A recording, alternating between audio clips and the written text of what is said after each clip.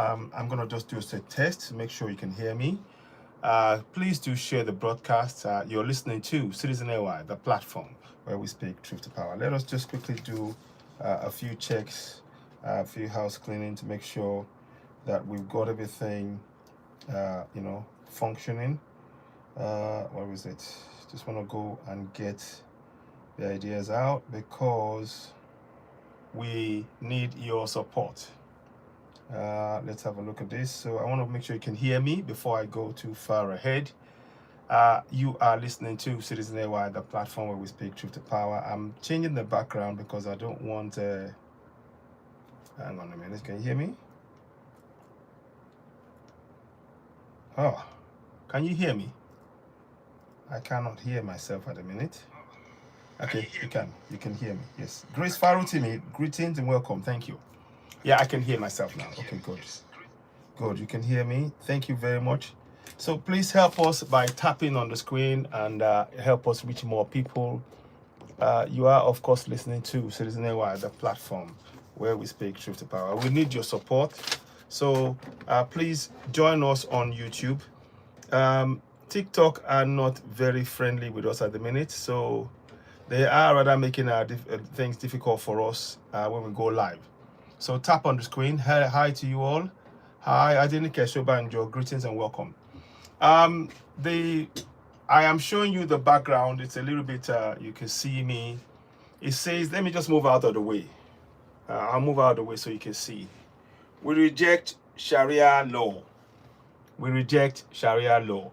And this is something quite personal for me. Now, this is very, very personal. And we need to talk about this. And it's not only, this Sharia of a thing is a menace, not only in Nigeria, but across Africa. And I'll give you the reasons why shortly. Oh, okay, 1 minute, we'll be back shortly anyway. I knew this was gonna happen. Just bear with me. It will come back. It's very, very hot. So as you're watching, tap on the screen, help us grow the platform. And of course, don't forget to go and subscribe to us on YouTube. We really do appreciate you. I've changed my background because I'm hoping that of late, because of my great men that I have in the background, YouTube, TikTok has found it a must to sort of ban me and make it, they don't want me to talk about them in any way, but we will mention them anyway. I'm talking, of course, about Ibrahim Traore, Absimi Gota, General Chani. I salute to all those great men. And if you're joining me for the first time, please go ahead and subscribe to Citizen AY on YouTube. Greetings and welcome to those of you who are on YouTube as well. Thank you so much. It is a lovely afternoon here in the UK. Very hot weather just at the minute. It is really very hot and dry and everything else. So it's a positive in one way. Of course, there are other concerns as well around that, but nonetheless, we're grateful that it is hot. I'm speaking to you from a very hot and humid office, a studio where I'm doing the work. So thank you very much. Hi, Red Fox Gaming. Hi, welcome to Citizen AY, the platform where we speak truth to power. Don't forget to give us a thumbs up as you're coming in on YouTube. Go ahead and subscribe, and of course, those of you who are on TikTok as well, go ahead, subscribe to us, help us grow the platform, help us reach more people. I think we may have cracked it now because we found out now that they just didn't like the picture of the three men behind. It doesn't mean that we've forgotten, and we'll mention them. Like I said, Ibrahim Traore, Asimi Gota, General Chani, they are the men who are leading the change that we need in Africa. And as ever, Ibrahim Traore has actually is exemplifying great leadership that many Africans we really admire and we subscribe to. Are you singing a song? No, I'm not singing a song just yet. I may do. I might sing just a little line, for Africans. Are you from India? Okay. Oh, great. It's good to hear from you, Red Fox. Okay. So I might just sing just a little line. Since you've asked me, this is relevant to all Africans. I'm going to sing this together. Since you've asked me, I'm going to do that. And that's on YouTube. It just goes like this. Emancipate yourself from mental slavery. None but ourselves can free our mind. Have no fear for atomic energy, but none of it can stop other time. And how long shall they kill our prophets? Whilst we stand aside and look, whoa. Some say it's just a part of it. We've got to fulfill the book. Or won't you help to sing this song of freedom? 'Cause all I ever hear, yeah, redemption song. This song of freedom is all I ever hear, oh yeah, redemption song. Yeah, I hope you like that. That was from, thank you, Red Fox Gaming. You put me on the spot there, and I just wanted to just sing that because it means a lot to me, and it's very relevant to the discussions that we're having today on this platform. I hope you will join us, and I hope you will help us share the broadcast. You are, of course, listening to Citizen AY, the platform where we speak our truth to power. It is really important because for so long, a lot of the information that we've been getting and all of the things that we've been taught have been mis and disinformation. There is a book I'd like to talk about to many of us, and I think you should get it if you can. There's a book by it's called Miseducation of a Black Man. I'll bring the book. I'll read the excerpts. I've got a copy of that. That's one of the first books that I started reading that really got me questioning things. And we need to get into this mode of questioning everything we've been told. Hi there, Amara Annie. Hi to you all. Yeah, so we have to be questioning everything that we have been told. We have to do that because we have been misinformed about so many things, and it really is our job to really question the world around us. We can no longer take anything at face value. A lot of information, a lot of indoctrination has actually impacted many of us. I'm not saying that out of anger. I'm saying the reality of what we have faced, particularly as Africans. Bro, can you speak Hindi? No, I can't speak Hindi, Red Fox. I can't speak Hindi. No, I'm not good at that. But hey, so what we're saying today is we are saying no to Sharia law. The reason why I'm saying that we're saying no to Sharia law is you may have seen a video going around where a man was basically going to a man in Ghana, a pastor in Ghana was slapped on the face by an Islamist because he, in his opinion, he blasphemed his prophet. He blasphemed Muhammad. Now, the thing is, I want us as Africans to start doing some, please, if you're going to follow any religion, all I will ask you to do, go and do your research. Don't work on anybody else's hearsay. Yusuf Muftao, greetings, welcome. Don't go on anybody's hearsay. If you are going to follow any religion, the first thing you need to do, I would urge you to do for yourself and for those who are going to, your family and for everybody else, go and do your research about that religion. Because when you do that, when you do your research, either Christianity or Islam, when you do that research, you are more likely to make an informed decision. Because a lot of these religions, as far as Africans are concerned, has been really essentially about making sure that Africans, we do not recognize the humanity in ourselves. I say that without holding anything, but I say it in all honesty. The religions are designed to ensure that you as a black man looking in the mirror and seeing yourself, you do not recognize your humanity. And that is something we have to confront and address.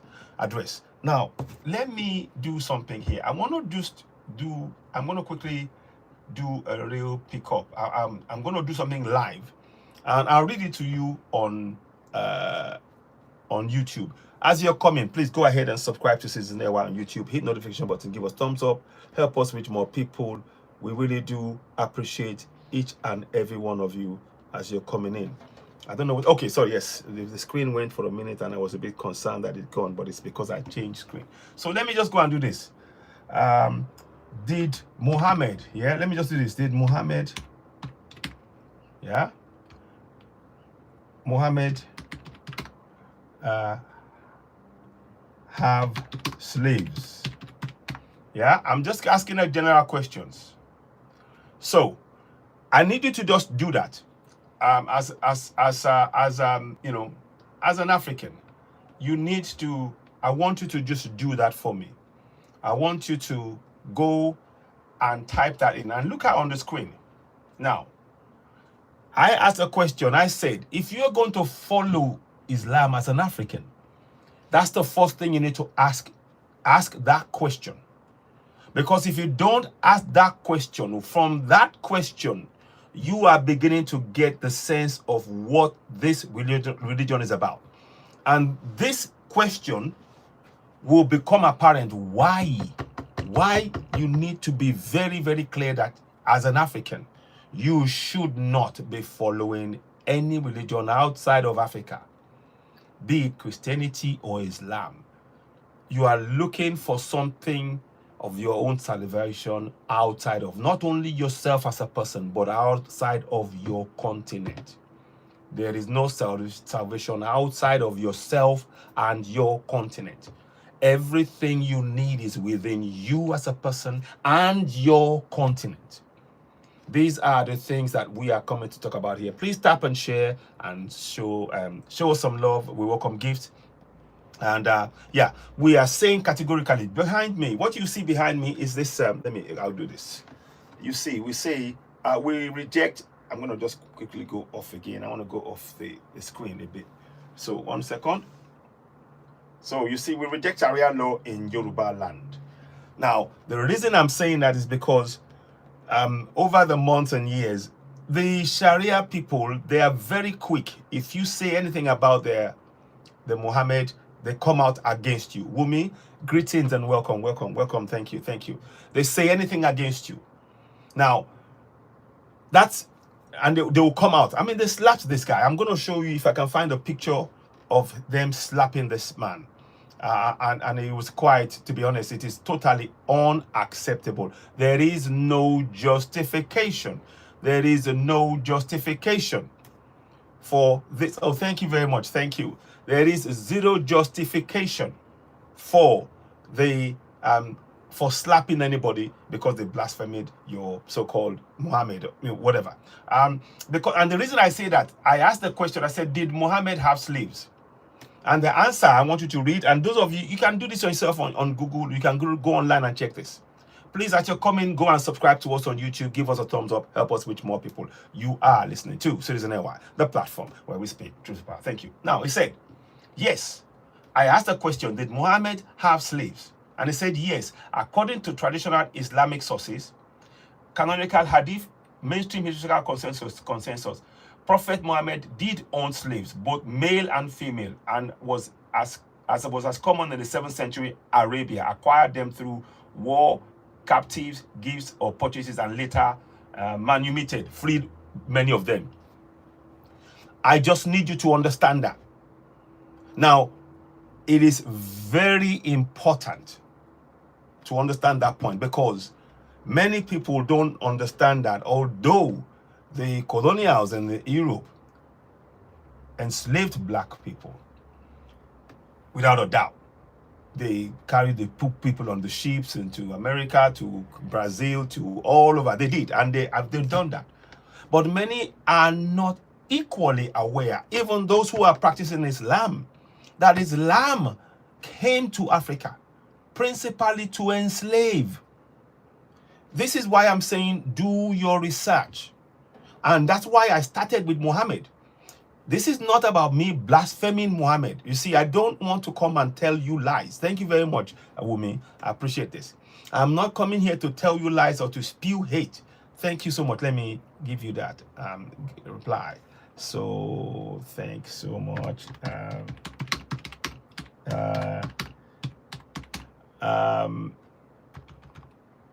So we are, and as you're coming in, please, everybody watching, gift the platform. We really do need your support.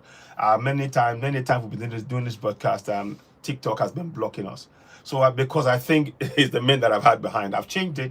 Hopefully that will improve things. And we do need your support. Now, so you can see on the screen, I'm going to read that again. Did Muhammad have slaves? That is Prophet Muhammad. Did he have slaves? And the answer came back, yes. According to traditional sources, canonical hadith, and mainstream historical consensus, Prophet Muhammad did own slaves, both male and female, as was common in the 7th century Arabia. So, please, let us all be very clear about this. When you are saying that you are a Muslim, as an African, you have to understand that this historical fact, whether you like it or not, is impacting you right now. It is impacting you, and you are not aware. You are not aware of the damage this religion has done to you. Here we go.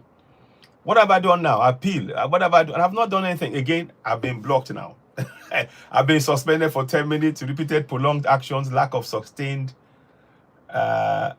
engagement. People are tapping in. I'm sure people are tapping on. Please tap on the screen, because they seem to be giving me a warning now, which I have not done anything. I have broken no rules. So I've broken no rules. I have broken no rules. So we are. One second. Give me 1 sec, please.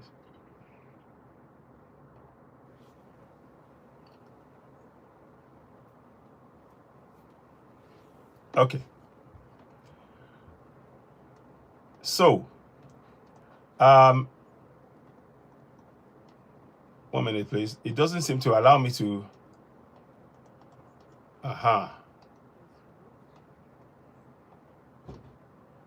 So, hello. So, so I do apologize for the break in transmission. For trying to attend to something. Now, like I said, it is very important that we understand this point, and I want to show you a picture. If I can find that picture, hopefully I can pick it up, of an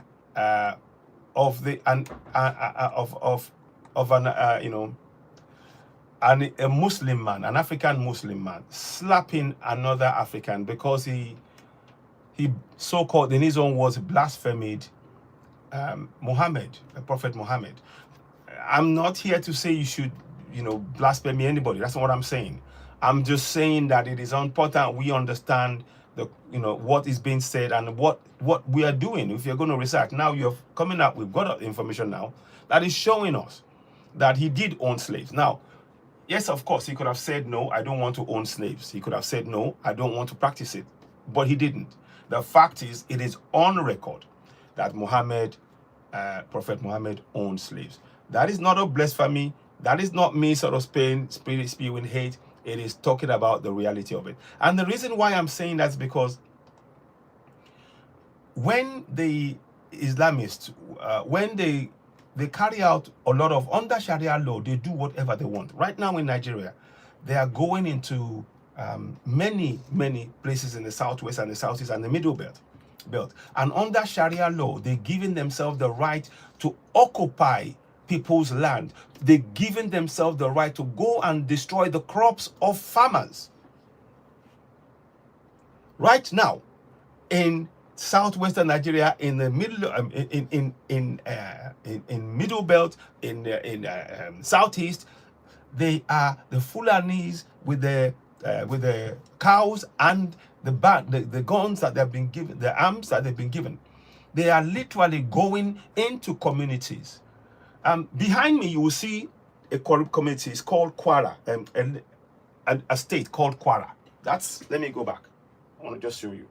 That's Kwara State right there. 30 villages have been ransacked by these terrorists, these bandits. 30 villages. Thank you for the gift, Moon. 30 villages have been ransacked. you know, and people have fled.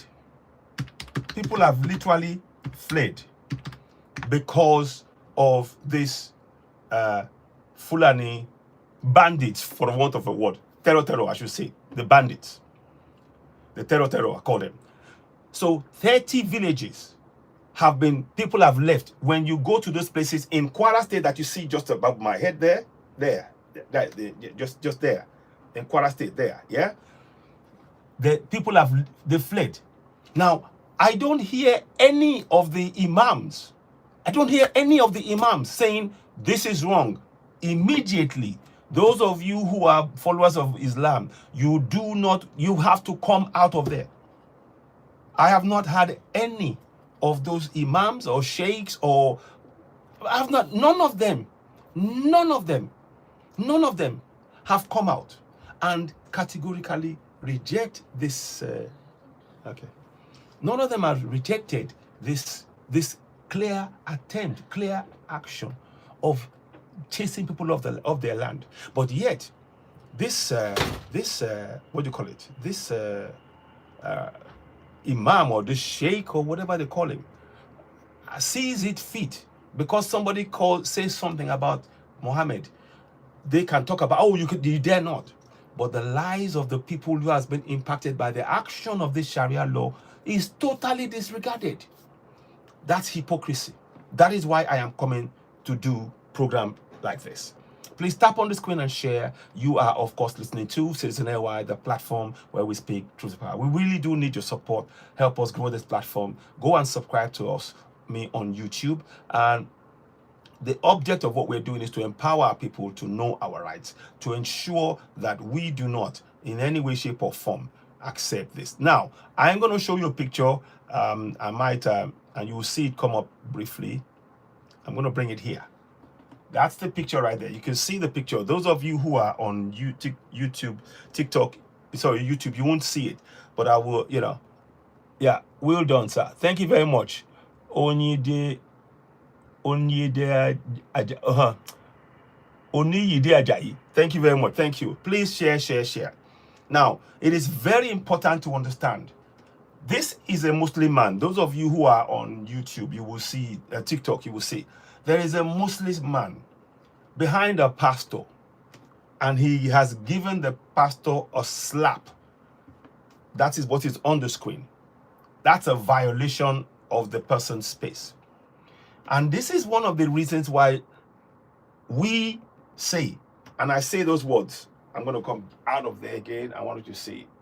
Hang on, let me just quickly do this. Maybe that will, I'll just do this so you see. So you see that? We reject Sharia law in Yoruba land. Can you see that? We reject Sharia law in Yoruba land because those people, the things I said moments ago about farmers being chased off their land by these Sharia Muslim believers who are they are being armed by their superiors, going into our communities, chasing us away, and they say nothing. But then they come and say, oh, the whole nation belongs to them, that we have to follow what they, follow Sharia law. I've stated and I will state again, Sharia law, particularly the Wahhabism that is going on right across Africa, comes from Saudi Arabia. And it was being put in place by a man called Wahhab. Now, there is some connection between the former colonials, UK colonial system here, Britain, and the Wahhabist. Apparently, it was a spy that was recruited to get close to this Wahhab guy and make him believe that he was, he's close to Allah or something. And they started, manipulating his brain. So what they managed to get him to do is to go back to this archaic Islamic mentality of following the strictest Islam. And one of the strictest things in Islam is this idea of you have the right to enslave. Please pay attention. Listen. Every black person, pay attention. The fundamentalists believes in everything, that no celebrations, no, and you have the right to enslave. Now they're saying they've removed it, but that is what is part of this old Islam. And you saw at the beginning, I said to you, that even Prophet Muhammad owned slaves. He may have been gifted, men and women, but he owned slaves. And that is the old thing that they want to bring that they're doing. And as I speak to you right now in 2026, there are still thousands and thousands and thousands of black people enslaved across middle Arabia, in Arab countries, in Iran, in Iraq, in Palestine, in Kuwait, in UAE, in Saudi Arabia, Algeria, Libya. These are the realities of what we're saying. So when somebody's telling you about Sharia, they don't understand what this means. Firstly, they don't understand that Sharia condones enslaving of people. It condones it. And this is why I salute Ibrahim Traore. Ibrahim Traore is a Muslim man. And he will not tolerate nor accept the enslavement of his fellow Africans. So he says, I am a Muslim, but I do not subscribe to having Sharia law operating in my land. And this man who slapped, has taken he believes more in the laws of Sharia than the laws of the country he's in. This happened in Ghana. This happened in Ghana, not in Nigeria. In Nigeria, there was a lady called Deborah Samuels that was unalived by those who believe in this Sharia law thing. Somebody blasphemed. They said she blasphemed Muhammad, and then they took her life.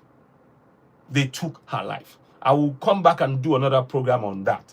Deborah Samuels. Go check out her name. In fact, you know what? Let me do this. I don't want to just talk. Let me bring her name out. Deborah Samuels. Yeah? Deborah Samuel. Yeah? So let's talk about this. Okay. There you go. You see, on May 12, 2022, under Sharia law. You see that? So, I'm going to read it to you. Location, Shehu Shagari College of Education, Sokoto. Cause, accusation of blasphemy against Islam. Can you see? There is a pattern here. The Islamists don't want you to say a thing, peep, about their religion. But their religion is impacting the lives of the people in the communities. Terribly. This young girl was unalived. So let's read her story. So, Muslim students, unalived her. Property damage. The Catholic Church and Hospital Complex, 2 arrested and acquitted. And 2 suspects that were involved in this were acquitted. They do not respect the law of the countries that they are in. They do not. Please tap and share. You are listening to Citizen AY, the platform where we speak truth to power. Once again, here's the message that I want you to pass to everybody. Make sure. Look at that. We reject Sharia law in Yoruba land. Nothing to do if people who are in the northern part of Nigeria, in the Hausas, want to carry out Sharia law, and the Fulani and the Hausas and the Fulanis agree to it, good luck to it. By the way, I will just say, in 2001, the people of Hausa land and the people of the north were not given the opportunity. It cannot be restored. Okay, they don't want to restore the gift, but that's fine. Please, those of you watching me, go and subscribe to Citizen AY on YouTube. We do need your support, because you can see they're not going to restore my gifting. They find whatever I'm saying problematic, but I'm speaking truth to power. I'm here to educate, to enlighten, and giving reasons why we need to reject Sharia law. So here's a case in point now. This is Deborah Samuels. I'll see if I can find a picture. On May 12, right? Let me see. Can I make it smaller so I can see the full picture of everything? I want you to... Oh, sorry. So, here we go. On May 12, 2022, Deborah Samuels Yakubu a second-year Nigerian student, Christian college student, was stoned to DEATH by a mob of Muslim students in Sokoto, Nigeria, after being accused of blasphemy against Islam.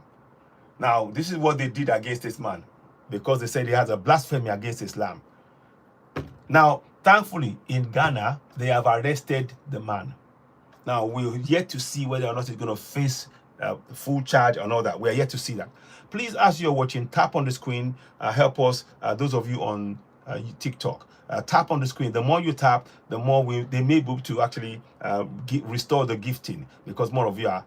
Thank you so much. Oh, thank you, Wumi. Thank you.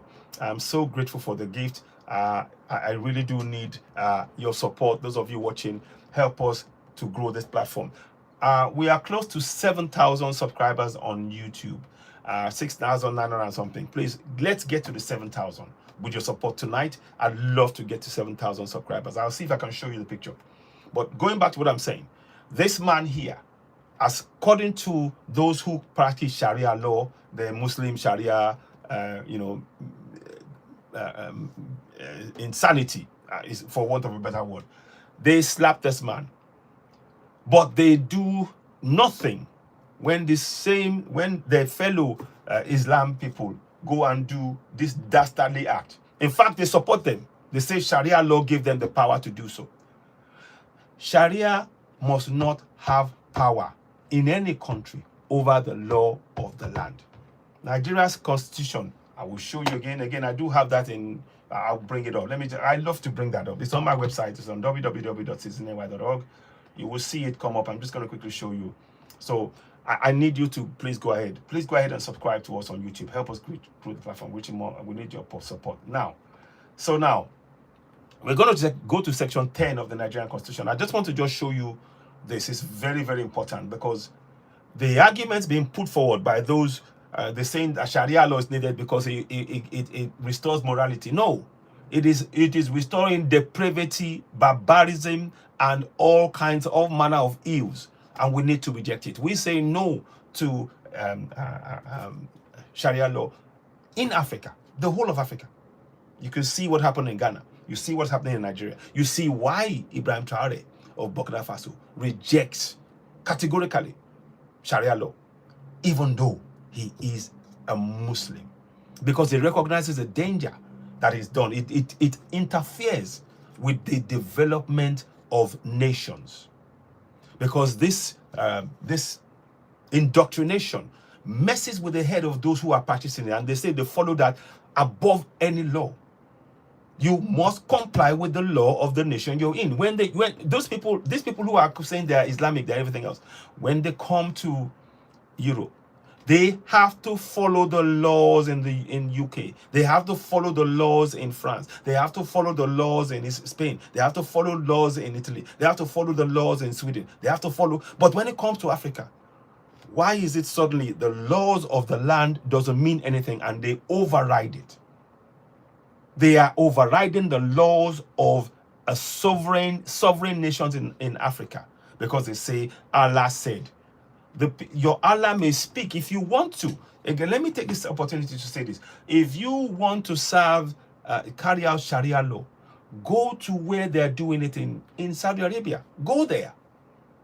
But don't impose this on Africans. You don't have the right to impose this on Africans, because it is an indoctrination, number one. Number two, it is causing terror and poverty and famine across the whole of Africa. Go and look at what is happening in Sudan. Look at Sudan, what's happening in Nigeria, what has been happening in Burkina Faso, Mali, in Niger, in Central African Republic. Wherever this Sharia of a thing is being brought, there are over 12 countries and they are having the same problems. We need to call this out. This is not about hating a religion. I'm saying to you that this Sharia, this Wahhabism that is being brought in across Africa, it is actually destroying the development of Africa. And we need to speak up about it. We need to confront it collectively. And salute to Ibrahim Traore of Burkina Faso for shining a light, for daring to shine a light on this and speaking facts and exposing the hypocrisy of those who are telling us about Sharia law, whilst at the same time they are allowing those people, those Muslims, to go and chase people off their land, and they don't say a word. The farmers, thousands upon thousands of farmers in Nigeria have had their livelihood destroyed, their farms destroyed, and you don't hear one peep from these sheikhs. Sheikh Gumi and Jinger guy, you had nothing, you know? Yeah, exactly. Yoruba nation are so loving. The Muslim, they didn't understand what they're praying about. Exactly. Great file to me. Exactly. So it is very important for me right now. This is the existence of my people. This is the existence, the very existence of Yoruba people on Yoruba land is under threat. And I am bringing this to the attention of the world that what they are doing with this Sharia law thing, in imposing it and using it in Kwara State, like I said, over 30 villages, people have fled. So let me just read this section 10 of it to the Sharia people. So I want to bring that up. So I hope you can see it. I'm going to zoom in a bit. So there we go. So here we go. I'm just going to bring that up there. Section 10. 1 second. Okay. So I will bring it up now. So here we go. So let me just do that quickly. So you can see section 10 here. I'm going to highlight it for those of you who are, if I can, I highlight it, if you will let me. Yeah. So that's section 10 there. For those of you watching us on TikTok, please tap on the screen and share. Help us grow this platform. We really do appreciate your support. It says here, the government of the federation or of a state shall not adopt any religion as state religion. So it is very important to understand that the government of a federation or of a state shall not adopt any religion as state religion, which means that no person, there is nobody in Nigeria or in any part of Nigeria that has the right to make his religion superior to the Constitution of Nigeria. But yet that's the very same thing that these Islamists are doing. And you can see the same thing is happening in Ghana. And we need to confront this. It is harmful, it is dangerous, it is actually hampering the development of Africa. In over 12 countries where this Sharia law is going on, they are facing exactly the same problems. And again, once again, I salute the courage of Captain Ibrahim Traore, of the president of Burkina Faso, for raising the alarm and shining a light. This is no longer an excuse. We have to make sure that we call this out. And I, for one, I'm saying it is not only, this is for me, this struggle is even more than beyond Islam alone. As an African, I need you to look in the mirror. As an African, I need you to look in the mirror. The only person, the only thing that you should look at for your salvation is within yourself and your land. Within yourself and your land, those two things. Anything outside of that, it is there to distract you, is to keep you enslaved in your mind. So many people, let me say this, many homes across Africa, when you go into their homes, their altar is of a white Jesus. That is doing serious psychological damage because you do not see salvation of yourself within yourself or with people who look like you. This is a serious psychological damage. Again, likewise, there are those who are following Islam. They are going there because they were looking for salvation outside of themselves. But as we now know around the world, in the whole world right now, the fastest growing population in the entire world is in Africa. The most resource endowed place in the entire world is in Africa. The technological know-how around the world is being sought within Africa. There are amazing talents, human resources, mineral resources, the weather, everything. 30% of the world's fertile land is in Africa. But they are telling you, those people, the countries and the Europe doesn't have that amount of 30% of land to provide food. We do. In Arab countries, it's desert. We are feeding the world. Our resources, the phone that I'm using right now, the lithium and all that comes from Congo. These are the things that we, Folake Akinwande, Folake Akinwande, greetings and welcome. Thank you so much. So please, as you're coming in, give us a thumbs up, share this broadcast. What I am saying to you as an African is you need to understand something. There is nothing that you need to look for outside Africa. Nothing. In terms of your needs, the rest of the world are coming to Africa to get what they need. And what do they give you in return? They are giving you religion to occupy your minds whilst they take your resources on the cheap.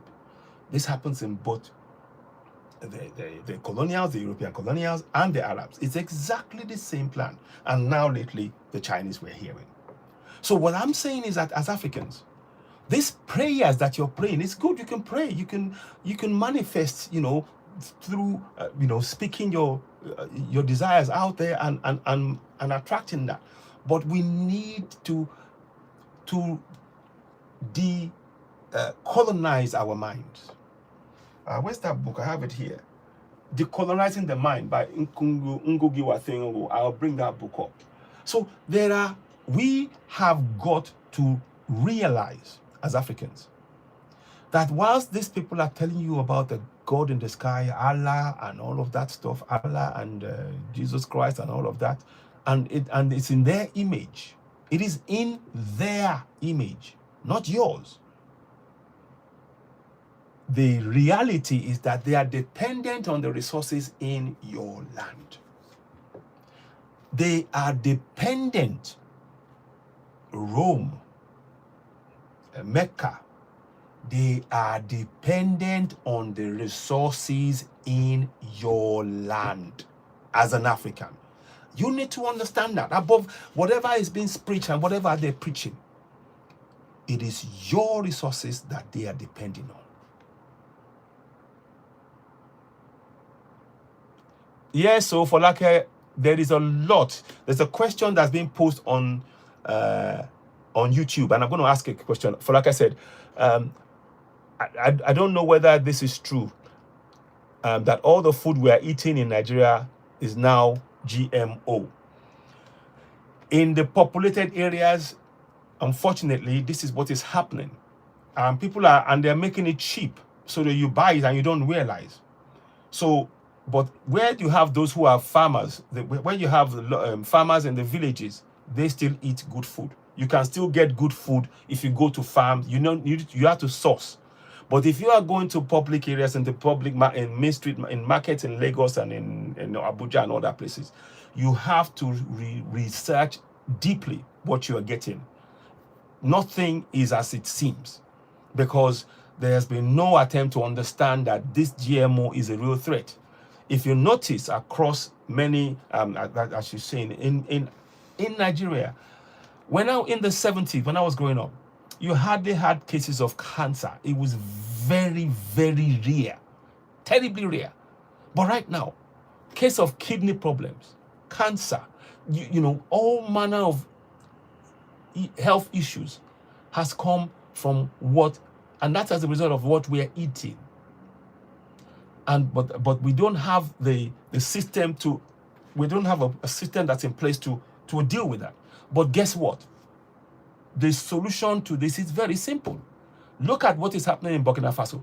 Burkina Faso now, Ibrahim Traore, the government has closed all the GMOs by all these other companies. You know the names. They chased them out of Burkina Faso. So they grow their own food. They grow what they eat. In Russia, they said they don't tolerate GMO. They don't want it because they know the harm it does. So these are the kind of things that we have got to talk about as people. The long-term impact of these GMOs on our health. And of course, there is no the thing is that there is no medical help to speak of. And across many countries. Guess what?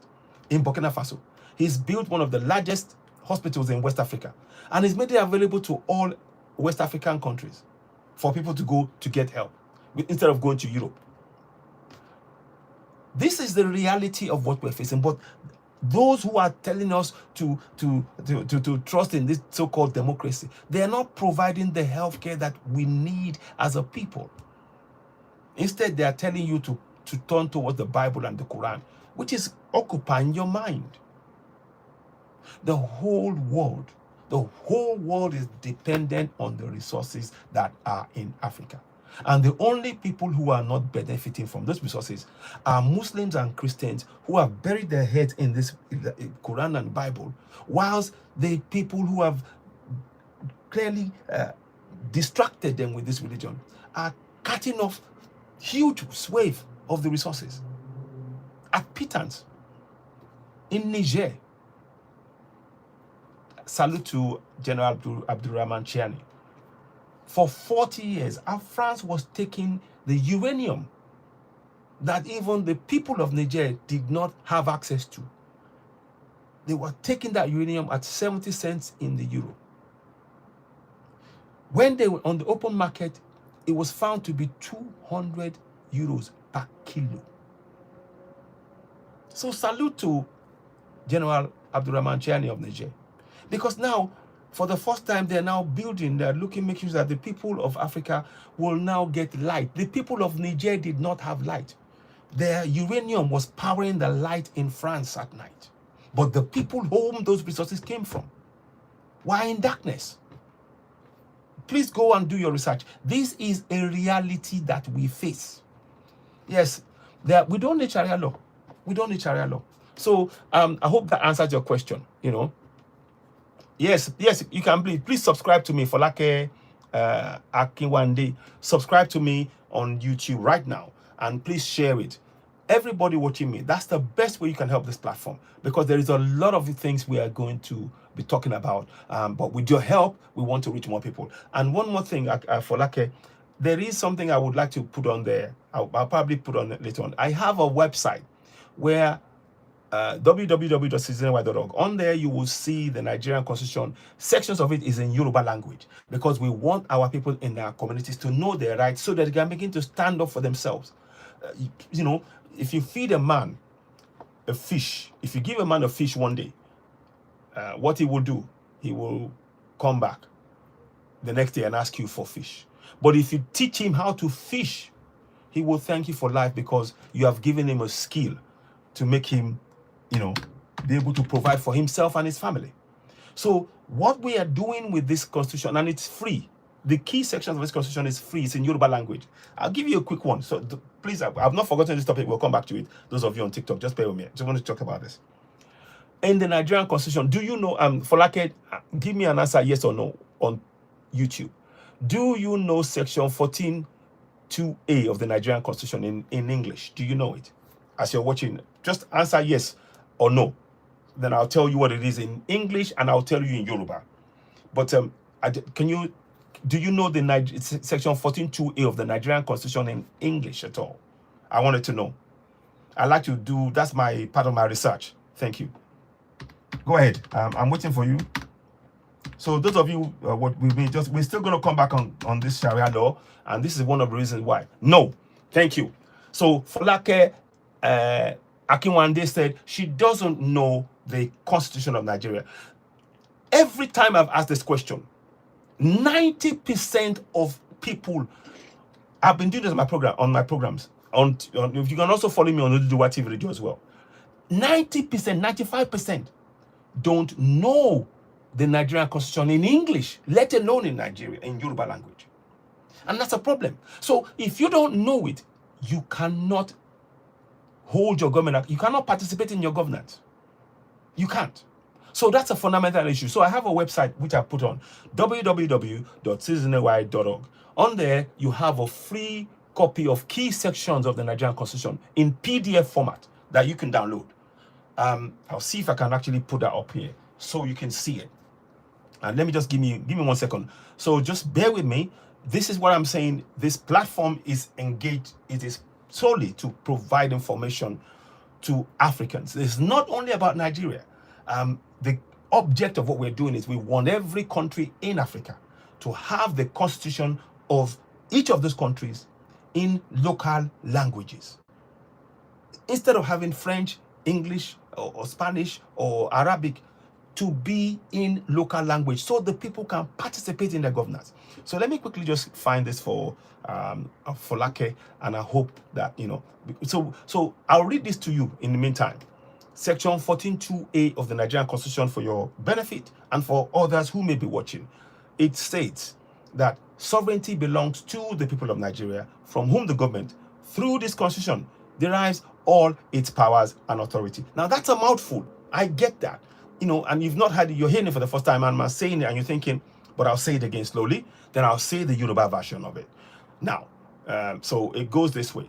Sovereignty belongs to the people of Nigeria, from whom the government, through this constitution, derives all its powers and authority. That's section 14.2a of the Nigerian Constitution. Now, in Yoruba language, it goes like this. Ní èdè Yorùbá, ìjọba jẹ́ ti àwọn ènìyàn Nàìjíríà láti ọ̀dọ̀ ẹni tíjọba nípasẹ̀ òfin yìí ń gba gbogbo agbára àti àṣẹ rẹ̀. So it's a straight translation from English to Yoruba, so that the reason why we did that, we recognize that there are 60 million Yoruba people. Of that 60 million, perhaps 50% are still in the villages. That 50% represents 30 million. Now, those 30 million do not know their rights. They don't know their rights in their local language. So this is why we started translating. We've got key sections. So I'll put the PDF here so you can see it. The link on here. I'm hoping you can, let me go and get that website up for you. I'll tap it up anyway. And what I want you to do, for Lake and others, is to please download that PDF. It's free. It's totally free. And this is why I'm saying the best way you can help us is to subscribe to us on YouTube and share this broadcast to reach more people. Let me just go quickly into it. So beg your pardon, we're still going to come back to the issue of the Islamists. Those of you who are watching us, please share the broadcast, and I really do need your support. It is very, very important, the work we're doing here. So let me quickly put that up for Folake as well, so that you're going to see a link. So please, by the way, please subscribe. Let me just put please subscribe on here. Subscribe, share, and like. Okay. Sorry, man. And like. Oh, I needed to do something else as well, but I'll do that. And like. Go to www. Let me see if I can do that. Give me a second. www.citizenry.org. So on there, .org. So just bear with me. It is very hot in the office right now, but .org, and download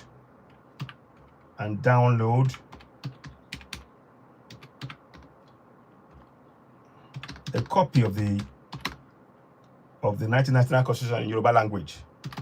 Yeah.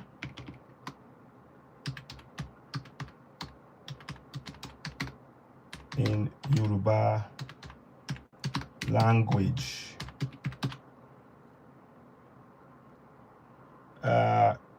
So I put key sections so that it's not all of it, it's key sections. Okay, so anyway, so that's it there for Lake. So you can download that, and if you go to my website, you will see on the screen. Let me just quickly go to the top of it. I want to show you. So if you're watching if you're on TikTok, you can see me as well. So you just go to the top of the page. Once you click on it, it's the first thing you see. it will say download the key sections of the 1999 Constitution into Yoruba language here. So you can click on that and download it. And those of you who are on YouTube, TikTok, you will see that now. It's going to come up. So this is the key one, and it's in Yoruba language, and it's totally free. So please, you can help us by subscribing to us on YouTube. Help us grow the platform. We really do need your support. Let me just do one more thing. I'll put the link for the YouTube channel also there, so that you can also go and subscribe and share it with family and friends. So with the objective, what we're trying to do is to empower our people from the grassroots. This change is not going to happen from above or from those of us outside. The change has to be driven from within, and it's through that knowledge in our local language that we will be able to actually effect a long-lasting change. 1 second, please. I want to just get this here. Then I can put that across, and then we can go back to the topic of discussion that we were having moments ago. Just give me a minute, please. And thank you for your patience and understanding as I try and navigate through this. Let's have a look. So you can see the Nigerian Constitution there, those of you in Yoruba language, just to make it easier for people to have that information at their fingertips, begin to participate in their governance. Lack of participation has been an obvious holdback, negative impact on our lives. And it is time that we begin to address that, and hopefully collectively we can. So please subscribe. I'm going to put that on here. Please subscribe here. Okay. So I'm going to put that there. Okay. Yes, but okay. Join me. Yeah, I've spoken to her, but I sent Modeti. I don't know if you did. You see the stuff I sent? I sent, and in fact I mentioned. I sent you. Yes. Okay. Thank you. I will mention that as well. I'm talking about the Sharia law, that we don't want it in Yoruba land, or where are you? I'm on YouTube. I'm on YouTube, and I'm on TikTok as well. Citizen AY. So you can join me live. Let me join you. Okay, thank you. Okay, thanks. I'll be expecting you. Okay, bye. Okay, so that's So that's somebody that wanted to join me. So we need to get this information out there. So like I said, so just go and pin that. I'm gonna pin that one. So is it pinned message? Yeah, hang on. Yeah, message pinned. So the website thing, I hope that's done, but I can't find it at the minute, but I will come back to it. So I need you to, let me just type the website just in case somebody hasn't, if you're looking for it, www.citizenay.org. .org. So there we have the website as well. So you can download the key section of the Nigerian Constitution there in Yoruba language. And like I was saying, roughly about 50%, I don't have exact figures, but I will try and ascertain. But probably about 50% of the population are in the rural areas, and many of them don't speak English. So we need this information to reach, and so 50% of 60 million, that's about 30 million. So we want to reach about 30 million people with this information. Ordinarily, the government of Nigeria will be the ones printing this out, making sure that every region of the community of the nation has it in local languages. So, I mean, in the UK, people know about laws and things. They got this Welsh, you got the Scottish, you got the Irish, you got the English. So they print everything in the local languages so that they can participate and be following what's going on in governance. In Nigeria, it's only in English when it comes to constitution. And I would ordinarily, that should be the first thing to be in place so that the people can learn about their rights without having to have the complication of learning a foreign language first before knowing their rights. Beg your pardon, the camera's gone, but I'll be back shortly. Don't worry. It's just playing up here. Here we go. Okay. So it's very, very important that our people have this information in our local languages. Without that knowledge, they cannot participate in their governance. And that has been the single biggest hindrance to development in many African countries, has been that the people did not know that their rights. They don't know their rights in their local language. And as such, they cannot participate in the governance. So those who have been in government have been manipulating information, preventing, and making excuses whilst they've been milking and cutting away millions upon millions of the money meant for the roads, the water, the light, the schools, the bridges, the healthcare, the safety, the security, all of these things, So it is very, very important, that we do that, and begin to make sure that our people know their rights. Without doing that, those in government, then the simple thing that they do is this: the less people know about their rights, the more opportunities they have to carry out corruption, and nobody will question them because it's in a foreign language. The people don't understand what is being done. So this is not only in Nigeria, this is applicable to many parts of Africa. And that is one of the things that Captain Ibrahim Traore has been addressing. He's addressed it by making sure that those who are going to be in government will be accountable to the people. And he's actually been leading this charge by making sure that, do you know that the military now in Burkina Faso, they have their attires is made entirely from African attire? It's, you know, it's no longer being imported. You know, the food that they're eating is grown in Burkina Faso right there. You know, even the judges are wearing native clothes, African clothes now. You know, so this is all a complete mindset change. But those who are still, you know, operating this colonial style governance, there is something in it for them, because many of them they loot the money from their own people, put it often in Swiss bank accounts or you know, offshore tax havens. You know, many of this money actually end up not coming back into Africa. Many have lost their money.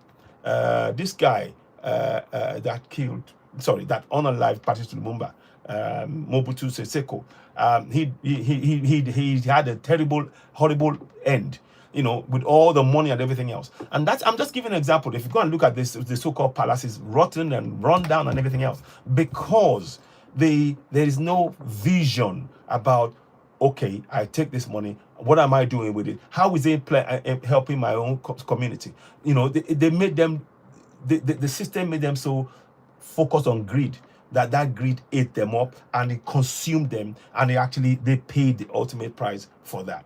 So, and that's one example. That's Mobutu Sese Seko. Again, please do not believe this idea when people talk about Mandela and they say Mandela is this. For me, I always say this: the Mandela that started this struggle for South Africans to take their land was not the same one that came out. That's all I'm going to say. It's not the same one. There's evidence and there's videos, and I might do another show about that separately. But let's go back to the topic we were talking about moments ago. Okay, so thank you for your understanding. Let us begin now. So one of the things that we have to really make sure we understand in all of this is that Sharia law is not meant for you as an African. It is something that was written for Arabs. You know, they wrote that because that's their belief system. And I need you to understand that Islam enslaved black people from the 7th century. This is not a lie. So if you are, as an African, don't understand this fact and it's been somehow obscured from your view, you need to know that the very religion that you're trying to go and practice was actually responsible for enslaving you.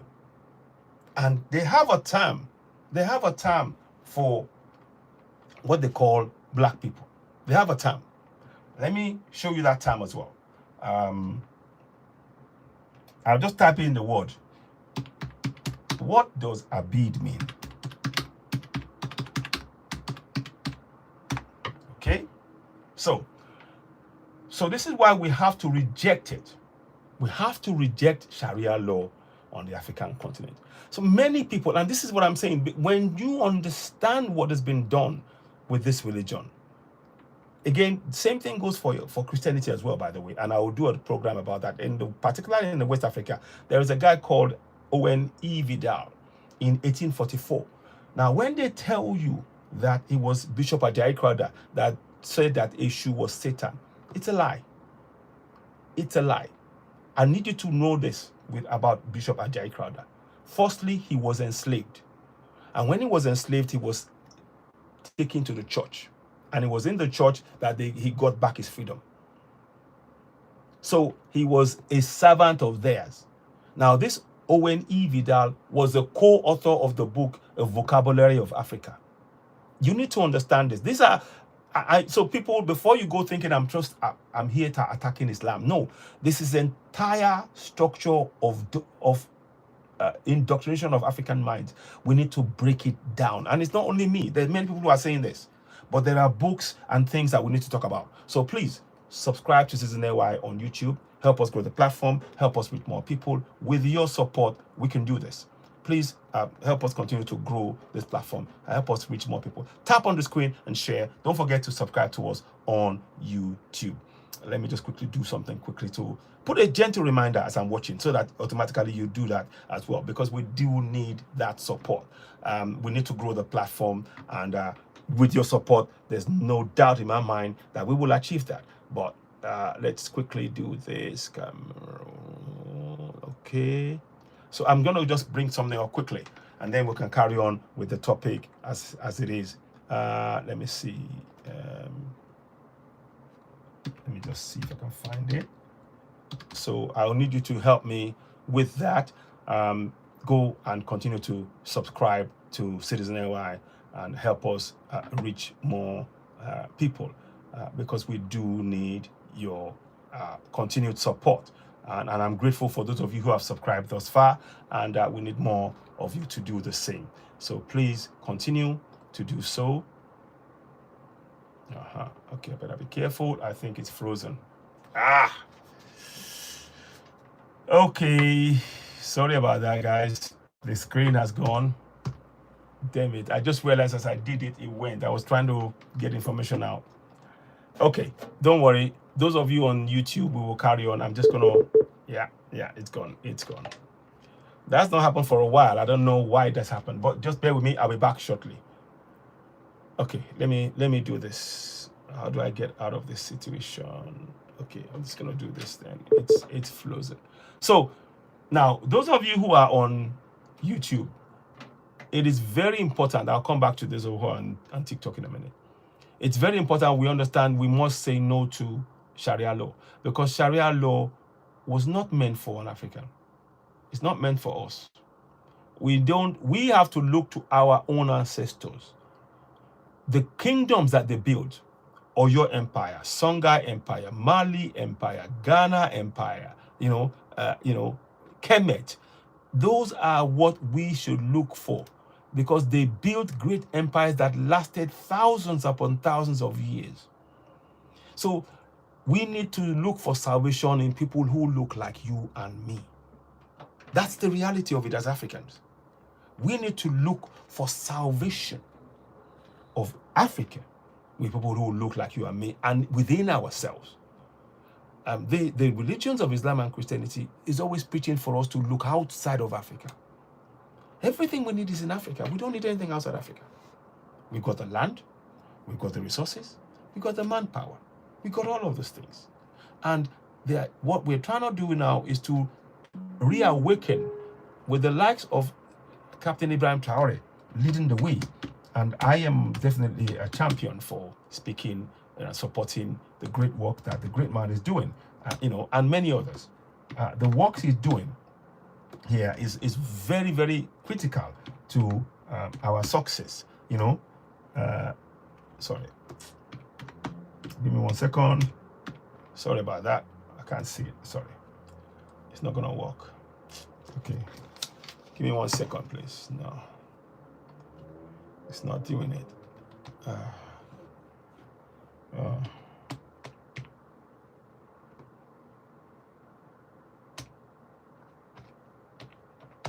So just give me a minute, please. No. Okay. Just give me a minute.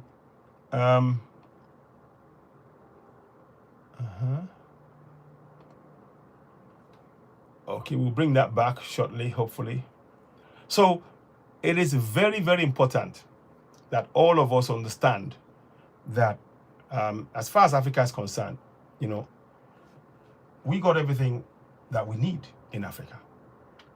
We don't need anything outside of Africa. And I don't say that as a throwaway comment. I genuinely mean that the way things are, we have it all. It's all we just need to do now is to begin to inculcate that self-belief back into who we are. We've been sort of, indoctrination has made us believe that we weren't able to do anything, that we were not that they were incapable and everything else. And that's not the case. We are indeed capable. We have everything that we need. And all we must do now is to inculcate that self-belief so that we go ahead and not be stuck in this mindset of, oh, we need everything that we need, all our solution is outside of ourselves. No, it is within you and I. And I'm hoping that by doing this kind of discussion, it would get us to really begin to look at Africa with a new light, and knowing that the coming generation, exactly, we are not going to have Sharia law in Nigeria at all.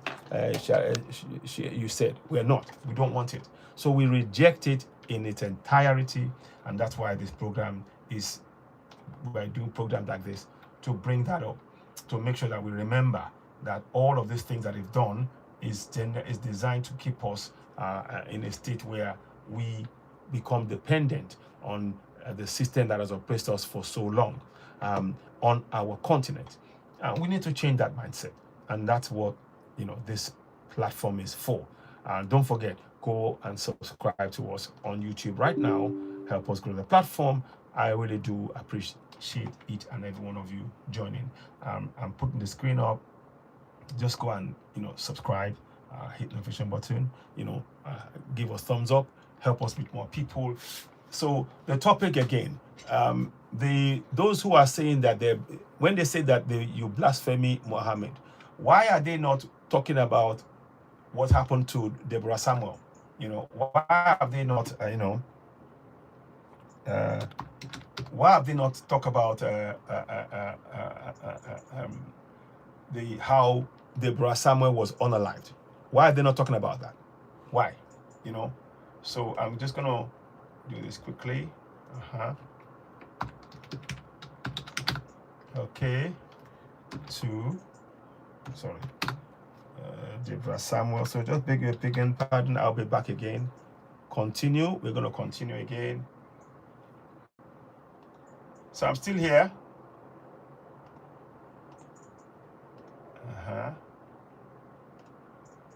No, just give me a minute, please.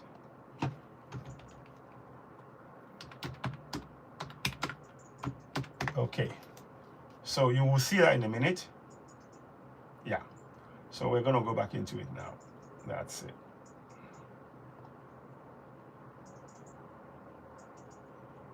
Okay. So thank you for coming back. Let me just go back again.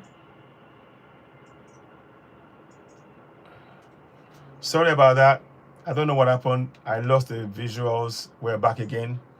So those of you who are on TikTok, apologize. The screen just froze on me. I couldn't help it. So I'm back now anyway. But I need you to do something for me. So we're going to come back. We'll be doing two parts of this. So say no to Sharia law, because Sharia law does not regard the loss of someone's property to bandits. Sharia law says nothing about that. They don't care about that. Or when somebody they say they blasphemy, Sharia law condones the unaliving of somebody for speaking up and saying, no, this is not right. And that is not on the African continent. We should not be condoning or accepting Sharia law. What is what I'm really trying to say here. Let me just get that picture up so you can see. Anyway, you have it behind me there. So as you're coming in, please welcome back. We say no to Sharia law. We say that unequivocally to Sharia law. Okay, so let us make sure we continue with this, and we continue with the broadcast. Now, the fact of the matter is that many Africans need to know the history of Islam on the African continent. Without that history, you're going to follow this thing blindly and not fully understand the ramifications of the damage it has done to us as a people. And I'm hoping that by doing this program, we are going to, get our people to begin to think deeply about what you are following. Many will probably be shocked by what I just said now. When I said that, and I'm not saying that's a blasphemous statement or anything, Muhammad owned slaves. Yes, Prophet Muhammad owned slaves. And it's not a shock horror, but it is something that many didn't know. So when they are telling you that, Islam is this, Islam is that, Islam depended on enslaving millions of Africans. The wealth in Arabia came from enslaving of Africans. Fact. It's not, it came from enslaving of Africans. And they were doing this for 700 years before the colonials. These are things that we need to know. We have to understand this. And unless we have that understanding, nothing is going to change. So I'm saying it as a matter of, fact. It's not a hearsay. It is not conjecture. Thank you, those of you who are giving us a thumbs up. Continue to give us thumbs up. But we need more information like this to be shared to raise that awareness and change this perception that we've had of self, that we don't have the solution to our problems. We have everything. The first irrigation system in the entire world for farming was designed in Africa. Facts. Go and check. The first irrigation system in the entire world was designed, built by Africans in Africa. The first melting of iron to make any weapons or anything, tools, is in Africa. These are things that we must let our people know, because a lot of what we have been told about who we are as Africans, that we cannot do it, we cannot do anything, we are helpless. The benevolent colonials and Arabs will come to our aid. This idea of making you think that you don't know anything, that you lack knowledge, that you are at the mercy of somebody else, is not true. It isn't. The entire world was populated by black people. And we've lived for eons before the new sets of people, or the recent group of people came on the scene. And these are things that we need to talk about. Please tap on the screen and share and help us grow the platform. We categorically reject Sharia law on Yoruba land. You've seen the picture that I shared moments ago, where the man, I'm going to put that picture up again, and I want to the reason I'm doing this, because we have to know that, is that it? Let me see if I got it there. I hope I got it. I'm going to make sure. No, that's not it. Okay, I'm just going to bring that back. Okay, I know where to get it from. Just bear with me. Bear with me. I'll bring it back. So I'm just going to go and get the picture that I showed before. And I might actually play the video of where, although I know YouTube, TikTok they're very hot when they start doing things, and when you start moving pictures or something. So I have to be somewhat careful, because they may block again. Let's go. But I want to show you that the blasphemy is to even call, oh goodness me, I'm going to have a problem with this now on TikTok. TikTok is not going to play. TikTok is not playing ball at all today. I don't know why. It's all right. It's all right. But anyway, so we will crack on. Those of you who are on YouTube, I will show you. Let me go back. I have to go back again. It's a shame, because I was just getting that going, but it went down. So in that picture, this is happening in Ghana. So now, I've talked about Deborah Samuels, who they unalived in Sokoto, blasphemy. And the men who unalived this girl are still free till today. They have not paid for their crime. In effect, they're saying that their religion is more superior than the laws of Nigeria, the nation that they're in. And that is why Ibrahim Traore was saying categorically he does not want Sharia law. He said, and I think I'm quoting him, he said, any sheikh or imam, a cleric, if they come back to Burkina Faso, they must follow the law of the land. They cannot preach about Sharia law in Burkina Faso. The words of Ibrahim Traore. And keep in mind, Ibrahim Traore is what? He's a Muslim. He said that they are indoctrinating the minds of our children. And he didn't talk about only Islam alone.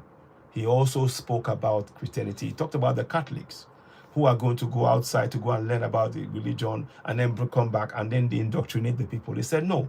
He said, from now on, in Africa, we must be in control of the religions of Islam, Christianity, and Islam. We must be in control on our continent. It is our continent. It is not the continent of those who are indoctrinating our people. We must control what comes into the minds of our people.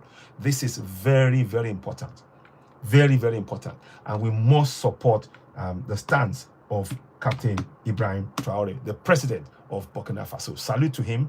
You know, I'm always so happy. You know, it's not working again. I don't know. It's not working.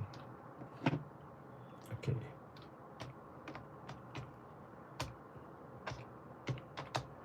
So I beg your pardon. Okay. So I'm always glad to talk about Captain Ibrahim Traore because what he's setting is giving us a blueprint for the future.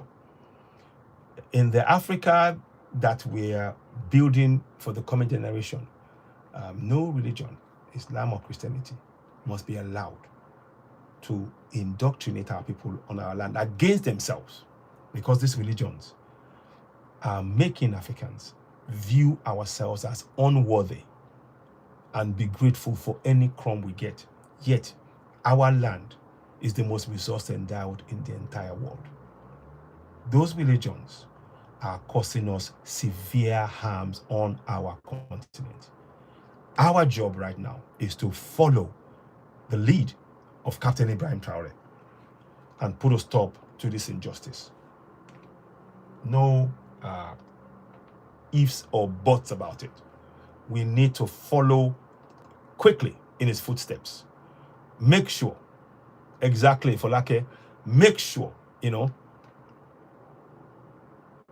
exactly, there's no Sharia law in Nigeria at all, exactly. Make sure that we start making, all African governments must follow immediately the stance, because these religions now, we can see that it has done untold damage to the minds of young and old. When an old man will come out and say, this land, the whole of Nigeria belongs, Muslim belongs to the whole of Nigeria. Nigeria belongs to only to Muslims. And there are many other secular religions. We've got Christianity, Islam, and the spiritualists, African spiritualists. And you, at the swipe, you just disregard them. And you say, you come out and you say that in front of three northern governors who are Muslim, and they support and they clap and they raise their hands like a message that, no, we own this place. No, we cannot be one. Oh, this thing is not going to do it. I'm not going to get TikTok is not going to play ball today. I'll have to abandon TikTok. Let's focus on what's happening on YouTube now. So what I'm saying to you is this. Islam doesn't care when ordinary people's lives are being affected by adoption of Sharia law. For them, Sharia law is above the life of the people. They put the Muhammad, Sharia law, above the lives of the people that they are within the same community. They even say that if you do not follow their belief, that you are a kafir, even though they are guests. Let me give you this example. When Usman Danfodio came to Sokoto, he came from Futajalon. He was a guest. In one thing you never do as a guest is to castigate those who welcomed you into the house. He went into their house, they welcomed him, and then it turned on them, and it used religion to divide them. Amy Cuddy, no, this is no longer about uniting now. Amy Cuddy, this is no longer about uniting. No. What must happen in Nigeria right now is, first of all, the regions must be allowed to we have to develop regionally. This is not a new thing. What I'm saying is not new. The UK is doing it. You got England, Scotland, Wales, Northern Ireland, So this is not a new thing I'm saying. For that place that is called Nigeria, by the way, it is not a name that we chose ourselves. This was an imposition. The name Nigeria was an imposition. Lord Lugard and his, long-term partner, whatever, I can't remember her name, they came with Niger area. That's where Nigeria came from. My ancestors, who are Yoruba, the Oyo Empire, we had no say in that name Nigeria. The Igbos, Biafra people, they had no say in the name Nigeria. The Middle Beltans, Nok Empire, they had no say. Songhai Empire, they had no say. Those empires were destroyed by the colonials. And go and research this.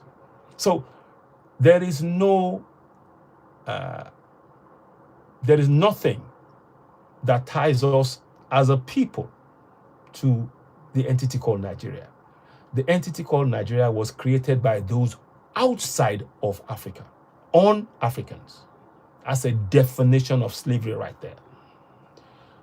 Those people, my people, were not allowed to develop their own place. They at their own, and grow and resist. They even, to the point that the kings, the last king of Yoruba, of Oyo Empire, was King Adeyemi Alowolodu II.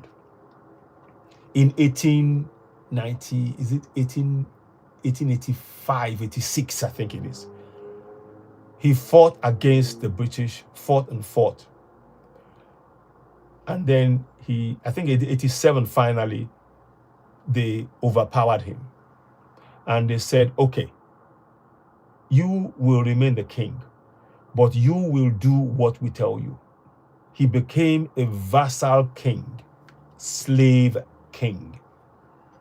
So when they are telling us this story about Nigeria, and they're saying it in glowing terms, the glowing terms are for those who created it. The reality is that my ancestors were made to be slaves on their own land, and still are slaves on our own land till as we speak, because we are still under that entity called Nigeria. It is not of our creation. It is the forcing of various different kingdoms together to serve the purpose of one colonial. So it is very, very important to understand that when we're talking about the context of Nigeria. It is not something that when you understand the intricacies of the various kingdoms, Benin Kingdom, the largest earthworks in the entire world, was the Benin Kingdom. And what did the colonials do? The first thing they do, they came in and they destroyed it. They took away 2 million trunks, 2 million pounds worth of trunks was taken away. And of course, the artifacts that is now in the British Museum and being used around the world. And the Oriolokun in Yoruba land was taken away, 13 bronze heads of our kings. And it's all over museums around the world. So I say all of this, it's not so much about being bitter. It's about the reality of what Nigeria means. From the inside, Nigeria is very much a slave camp, because we don't have control over our land or our resources. And to make things worse, the governance system that was imposed on us was imposed in such a manner that our people, were removed from the process of governance, because the language used to write those laws are, of course, the colonial language. So you would have to go and learn about your rights in a foreign language before you can now use your rights. That restricted over 80 to 90% of the population right there. That's what we're looking at. That's the reality.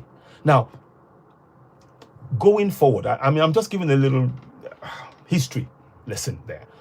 So for me, on coming to that full realization that something called Nigeria, Flora Shaw is her name, and I don't know, I think it's probably something that was created and agreed on the in the UK somewhere, and then they told her to be the one who the feminine, woman saying it, people will have, it's more believable and all that. It's all planned.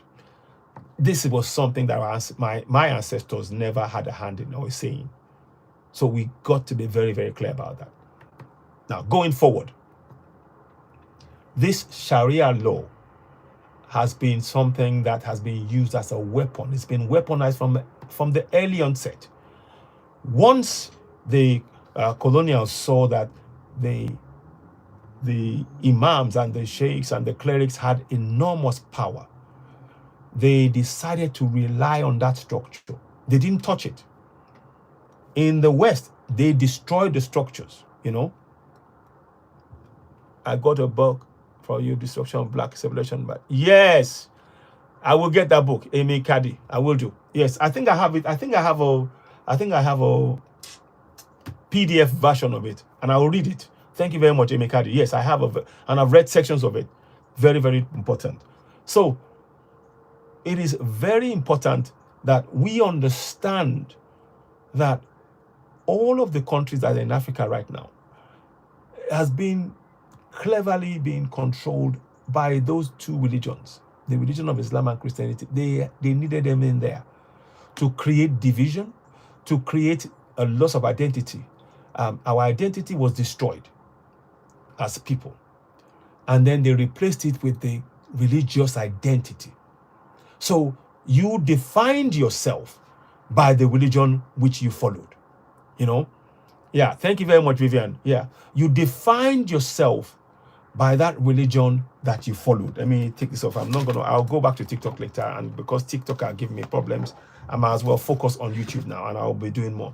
So you defined yourself by the religions of Islam and Christianity. And of course, they saw that the structure, people were really fearful of in the Songhai Empire and the Sokoto Caliphate. When they saw that, when Lord Lugard went in there, he thought, no, I'm not going to destroy the structure. They are going to come under our control. And they used it as a tool to divide the North and the South, in dividing, but controlling. Dividing the people, but controlling them. So they knew that the people were very, they didn't question anything because of the indoctrination of Islam. So they used that indoctrination. Whereas those people in the South, many people in the South were more, shall we say, advanced in their thinking. So they were able to question things, and they didn't want them. That's why they didn't want the South to control, the governance and development. They placed it in the hand of the North, because that meant that the resources that was not being used by the people, they had free access to it. All of the routes that there was being created was designed to extract resources out of Nigeria till today. It's a company called Royal Niger Company. Go and type in Unilever. Unilever is still in control of many parts of Nigeria till today.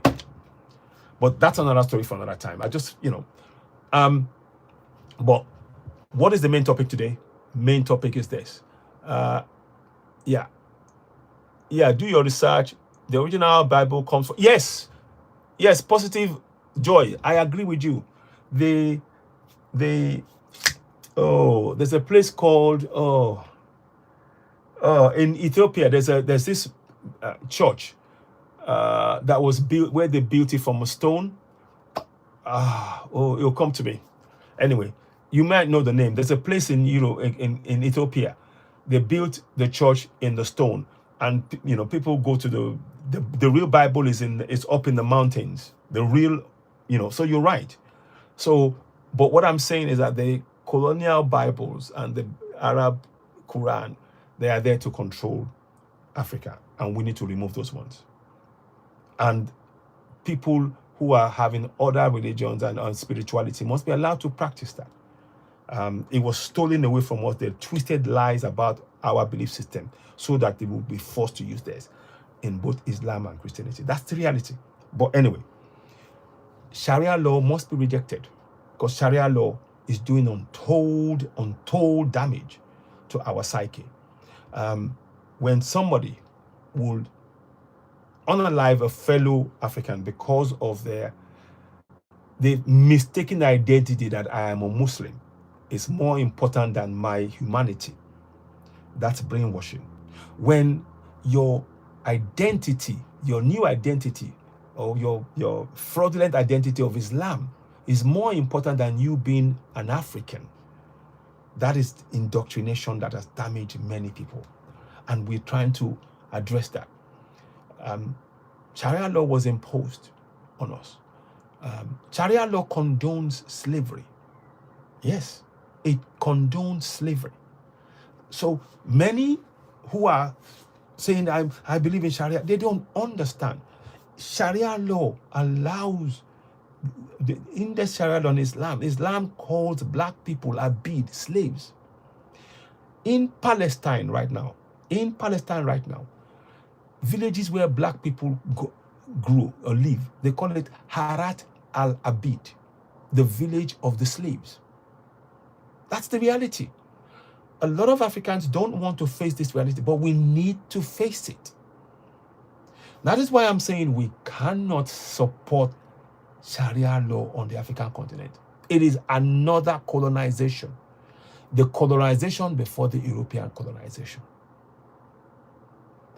The Sharia law is the colonization, Arab colonization of Africa before the European colonization. So what I'm saying is that, what I'm putting forward is that we need to reject both colonizations because they have nothing to do with Africa.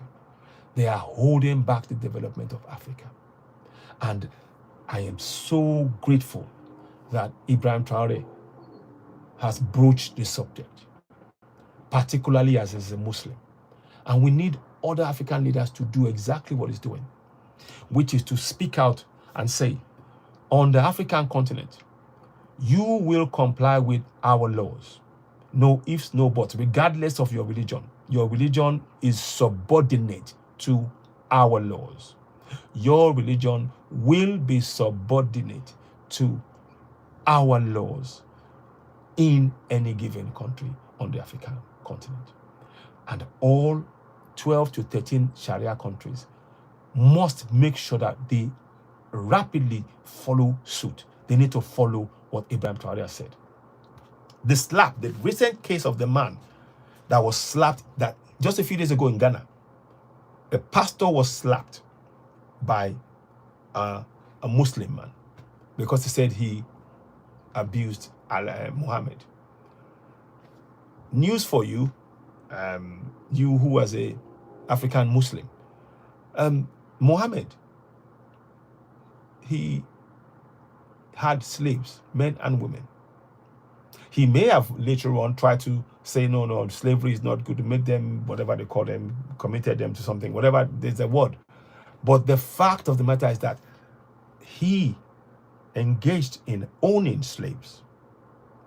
Very much like the colonials engaged in owning slaves. You cannot wash this away. You cannot just say, oh, it didn't matter. No. Just like the colonials paid themselves when the slaves, those who were slaves were freed, there was some kind of a similar thing. I will do some more research on that. But we have to understand that as an African, when Muhammad himself owned slaves, and as we speak now in 2026, many Africans are slaves in Arab countries who say they espouse Islam. What does that say about that religion? And what impact has it brought on Africa? Has Africa developed since the inception of this religion of Islam and Christianity? Have we had growth in Africa? That's the question that Ibrahim Traore is asking every one of us. That's what he's asking us. He's asking, yes, I'm a Muslim, but I'm a Muslim, I can pray. But when it comes to my people and my development, my religion must never, ever get in the way. That is a great leadership right there. The leadership that we had up until Ibrahim Traore, they bowed to these religions that was imposed on them by the colonials. They didn't question it. In fact, they reveled in it. And the more they reveled in it, the more they keep our people enslaved in our land. And that is what's been going on. This is breaking the final link in the chain that has been holding back African development. And I put it to you, as I say this as an African, that religion of Islam and Christianity has no place in African governance and development.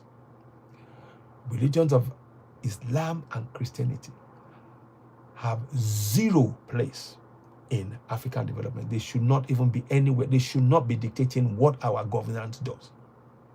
They have done enough damage on the African continent. And we must support the stance of Ibrahim Traore. Ibrahim Traore said, I will not accept Sharia law. And I will keep saying this. Ibrahim Traore is a Muslim. And that is what is really difficult for the Islamists, the Gumis, the Jengir, and all that. This is so because he has gone to the very root of their power base. He has taken the reins of power from them by standing up as a Muslim, practicing Muslim, and saying, this religion will not supersede our government. This religion will have zero power on our governance. What we say as government officials and laws that we pass supersedes any religious law, Christian or Muslim. And furthermore, he said, any further religious teachings, Christian, Muslim, traditionalists, will be done inside Burkina Faso, not outside. That is taking control of the minds of our people and using it to benefit his country. Salute. Salute to this man. If we think about what he's just done, he's changed the game. He has changed the game. Before, we were having this discussion outside of the political structures or the governmental structures in Africa. He has brought this to the middle, right in the middle of the table. It can't be excused. And he's doing two things. He's doing another amazing thing. He's making sure that the people are aware of what he's saying. He's talking to his people in his local language. He's promoting local languages, local businesses, self-sufficiency, infrastructure. All of it, everything that he's doing is aligning to ensure that there is real African development, real independence, real sovereignty, not imagined sovereignty, not the fake sovereignty that the French has put in front of us for over 40 years, not the fake sovereignty of the colonial UK structure, not all of those things. He's talking specifically about Africans being in absolute control, from our security to our education, to our religions, to our clothes of identity of self, to our languages. All of this is right on time. Right on time. They cannot stop this. We must support this. Once again, I say it. Everybody watching this, you must unequivocally support Ibrahim Traore from across Africa. And we must encourage, insist that all African leaders follow his lead. All African leaders. Because for as long as we allow these foreign religions to be influencing the minds of Africans, Africa will never develop. Before these religions came, look at the kingdoms in Africa. Before these religions came in the 7th century and then in the 14th century, Islam and Christianity, before they came, look at the great kingdoms in Africa. They were writing stories about Kemet, about Songhai Empire, about Benin Empire, about Ghana, about Ashanti. They were Mali. They saw the first place that the Europeans saw light at night was in Benin, Kingdom of Benin. Light up to see where you were going.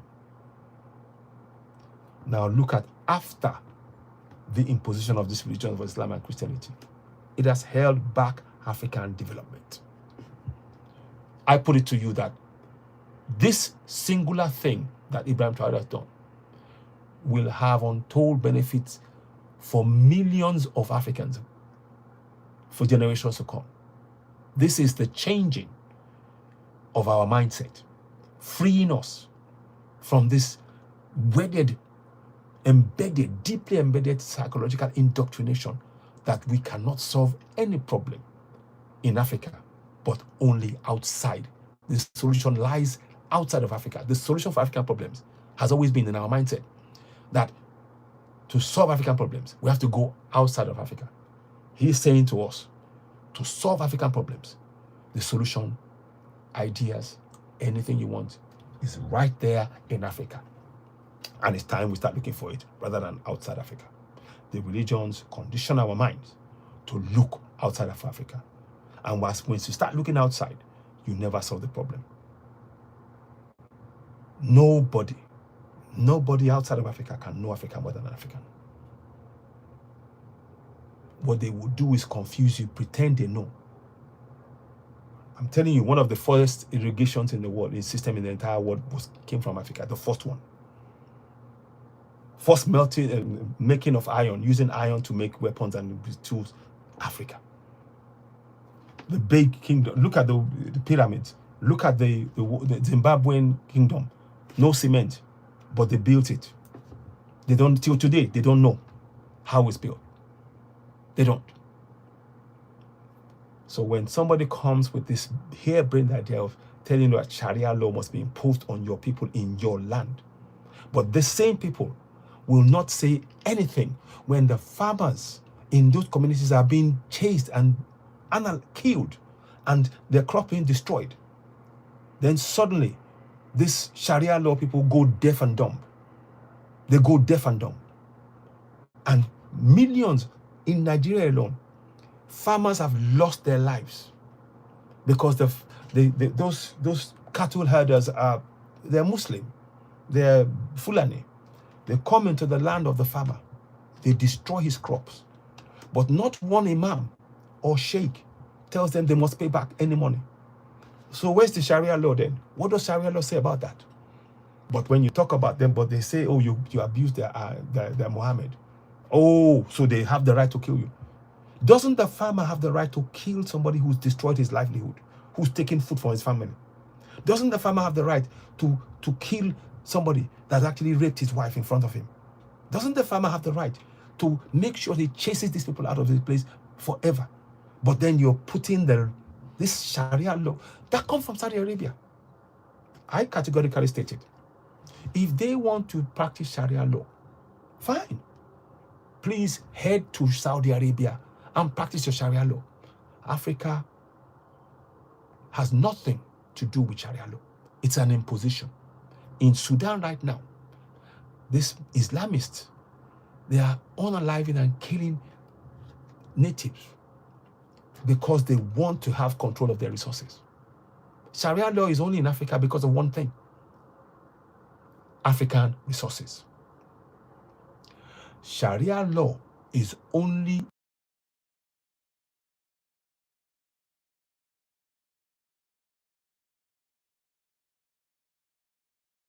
hello, an announcement. Hello about that. There was a government public announcement about wildfires in the UK. So they've just made an announcement now. They just made an announcement about wildfires in the UK. So I'll read that later on. I'll read that later on. So please continue to share. Don't forget to subscribe to Citizen Y on YouTube. I'm really grateful for your support. Continue to share, continue to grow. Those of you who are following me on TikTok, please come and join me here. TikTok is giving me some sort of problems, and I will come in when I can, but our focus is here. So, like I was saying, these religions, yeah, exactly, Vivian, thank you, that's correct, yes. So, one of the things that what we're saying is this: these religions, they don't care. Christianity, Pope Nicholas V decreed that Europeans had the right to go into Africa, take African land, enslave African people, and make them work their land for the benefit of the church. Pope Nicholas V, go look it up. Islam gave them powers to go and make people convert to Islam, to make sure that they give themselves to this Islam, that we're controlling the land. It is still the same thing that's happening. Make no mistake about it. How else can you explain when an Islamist goes into a community, destroys the farms, leave people hungry, kill people, and they are freed and they are protected? How else can you explain it? We don't want Sharia law on Yoruba land. We reject it in its entirety. If they want to practice Sharia law, in fact, we are supporting Ibrahim Traore. We don't want Sharia law on the African continent. We don't want Christianity on the African continent. If you want to practice it, go to Rome. If you want to practice Sharia, go to Saudi Arabia. But it is no longer on the African continent. You are destroying our government. They've been tools of division and oppression and enslavement. And we need to speak about this vociferously, relentlessly, and make sure our people know their rights in their local language. That's why what I do on this platform, I have a booklet for Yoruba people. Like I said, over 60 million Yoruba people in southern Nigeria. Many of them are in the communities. 60 million Yoruba people. Over 50% of the population are still in the villages. They're still in the local communities, but they don't speak English, meaning that the laws that are written in the colonial language of English is being applied by very few to very many. And the very many don't know they have the rights to hold the government to accountable. I have set up a plan on this platform, translating key sections of the Nigerian Constitution into Yoruba language. And you can go and see it on my website right now.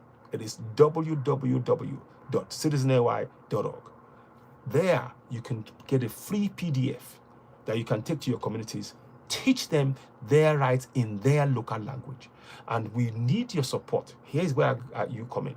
I need your support by subscribing to me and sharing this, to print actual leaflets of these little pamphlets, and making sure it reaches every single community so that every community knows their rights in their local language and begin to hold their government accountable in their local language. Because the single most destructive thing that has been done has been the imposition of the foreign language and the refusal to allow Africans to have the constitution translated into local languages so that people could participate in their governance. That has hampered our development. Myself alone here, talking and advocating for people, government should do this, do that. You cannot change anything. But when the people know their rights in their local language, nothing can stop it. Exactly. I saw it. Vivian, thank you. Russians are watching the fights on YouTube. Exactly. So this is, it's madness. It's madness. We need to start saying to the pastors and to the imams, if you want to worship God, their God, do it on their soil, not on African soil. If you want to worship their Jesus, go to Rome. Go to the cathedral all over in Europe. But you're not going to worship them on our soil. Because we need jobs for our people. We need safety. We need infrastructure. We need water. We need light. We need schools. And education that will benefit Africans on the African continent, not education enslaving us to those who colonized us. These are the things that must happen on the African continent. So again, I will come back again. I'm going to do a section of this again. We have to make sure from here on, we vehemently reject in all corners of Africa Sharia law. It has got to go, and then followed swiftly by Christianity. Islam and Christianity must go. If you want to practice it and use the thing, but the government of the country must control what the people read, what religion they follow. Because without that control, without deciding, because what they've been using, these religions, they've said, oh, it's God. But what they're really using is to actually destabilize the nations. They've been using it to destabilize the nations on the African continent. It's time to put a stop to all that nonsense. We had our own African spirituality issue, Obatala, Orunmila, Ogun, our deities. We were told it was bad because they wanted to control us. When you're going to, if you're going to defeat the people, you don't take only their land, you take their mind. That's what they've done with these religions. And we must take back our land. Stand as a true African on the African continent. Reclaim the greatness of our ancestors, the great kingdoms, Oyo Empire, Kemet, Songhai, Benin, Dahomey, Mali, Ghana, Ashanti, all of these things before any of this, the Arabs or the Europeans. That's who we are. That's our identity. I am from the Oyo Empire. I am from the Oyo Empire. I am the son of a king, the Oyo Empire. That's who I represent. I'm not Nigerian. I'm Oyo. I am from Oyo, the kingdom of Oyo. That's who I am. And we need to own and research who we are. Before they talked about building premier, having governance, we were having our own governance. The king had his deputy called Bashono. I'm telling you what I know about myself. I'm not listening to the story of somebody telling me what I should be to fall into their limitations. And we need to teach our people our history in our local language. We must reject. The work is not for one or two people. Sharia law is doing real untold damage on the African continent till as we speak. And it's deliberate. It's being used by both sides because they are about dominance. It's about the resources. The religions are being used by both Christians and Muslims for one thing: access to our mineral resources. And it's still going on. The quicker we realize that, and that is what Ibrahim Traore is subtly telling us. He's subtly telling us this is nothing to do with religion. This religion means nothing. They don't care. He said he did some research in Saudi Arabia. 800 clerics and all that. They don't even know the Quran. The so-called experts, diplomats, all that, who are saying I'm from Saudi Arabia, they don't know about Quran. They don't know what's in the Quran. He knows more than they do. That's where he knew that this was also a tool of oppression. And it's likely the same with Christianity. We have work to do. We have a lot of work to do. I'm going to continue to advocate for this. We must reject Sharia law. It is not part of my ancestral knowledge, beliefs. It is not part of my beliefs. We've been having, we know about deities. We have no clue. Nothing to do with Sharia law has never been part of Yoruba land. And it will never be. We need to reject it. It is there to do us harm. It's about taking our land. We need to reject this unequivocally. So, I'm going to wrap up now. Thank you for listening to me. Please do share this broadcast. Don't forget, we need your help. We need to reach 30 million Yoruba people to begin to participate in their governance, knowing their rights in their local language, being able to use those powers to participate in government and hold their government accountable. So they and know the powers that they can use the powers, even as we speak, in their local language to remove governors, senators, House of Reps, government officials, if they are failing to provide for them. Right now, because it's in English, they have no idea that they have those powers. With your support, we can reach millions, literally millions of Yoruba people, 30 million at least. Please, I need your support. I need your help. Subscribe to me. Share this broadcast. Go to my website. If you know of Yoruba people, download that PDF free, totally free. Share it, because the change that we're seeking will not happen on social media. That change will happen on ground, in Yoruba land, with Yoruba people taking control of their future themselves. We have to give them the powers in their palm. Let them understand, take that in, and dispel this religious nonsense that they put them in trance. They've been put in a religious trance, both Islam and Christianity. It means nothing to those people. The religion means nothing. It's a means to an end. And what's the end? In both Christianity and Islam, resources, resources, resources. I'm going to leave there for now. Thank you for listening. You've been listening to Citizen AY, the platform where we speak truth about. I'm going to have a bit of break. I'll be back later on. But again, I'll be talking about this, I know we will talk more, Vivian. There's a way around that. That issue with Tinubu, there's a complication in there. But I can tell you, as far as I know, the government is for regional division of powers. I can't say much more than that at the minute. But, yeah, I know what you mean. But for reasons which will become apparent, I think devolution of powers is the way to go. But for now, we have to resist these people, because they are worried that people are beginning to wake up to that reality, and they don't want that to happen. So that's why they're saying the land belongs to them. And we must say no, we reject it. So thank you very much. Thank you for listening. You've been listening to Citizen AY, the platform where we speak truth about later on.